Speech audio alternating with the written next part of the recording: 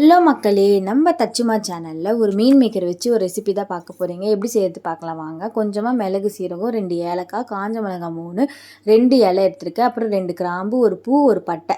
இது வந்து நல்லா சிம்லேயே வச்சு வறுத்து எடுத்துக்கோங்க. அதுக்கப்புறம் ஆற விட்டுட்டு ஒரு பவுட்ரு பண்ணி எடுத்துக்கோங்க. கொஞ்சமாக அந்த பவுட்ரு பண்ணதுலேயே வந்து ஒரு வெங்காயம், 10 பூண்டு எடுத்திருக்கேன். கொஞ்சமாக வந்து இஞ்சி, அப்படி இஞ்சி பூண்டு பேஸ்ட் இருந்தாலும் நீங்கள் இதிலே சேர்த்துக்கலாம். நான் வந்து இல்லைன்றனால இஞ்சி பூண்டு ராவாக எடுத்திருக்கேன் இதில். அதுக்கப்புறம் ஒரு வெங்காயம், 10 முந்திரி சேர்த்துருக்கேன். இதில் வந்து ரிச் டேஸ்ட் கொடுக்கும், நல்லாவும் இருக்கும்.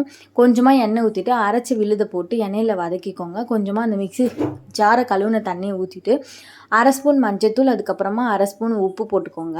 ஏன்னா நான் லாஸ்ட்டாக சீஸ் போடுறதுனால உப்பு கம்மியாக தான் சேர்த்துருக்கேன். உங்களுக்கு தேவையான அளவு உப்பு போட்டுக்கோங்க. 1/2 ஸ்பூன் வீட்டு குழம்பு மிளகாத்தூள் நல்லா சுண்டதுக்கப்புறமா 50 கிராம் வந்து மீன் மேக்கரை வந்து ஊற வச்சு எடுத்துருக்கேன். பிழிஞ்சு சேர்த்துட்டேன். வீட்டில் நீங்களும் ட்ரை பண்ணி பார்த்துட்டு கமெண்ட்டில் சொல்லுங்கள். பாய்.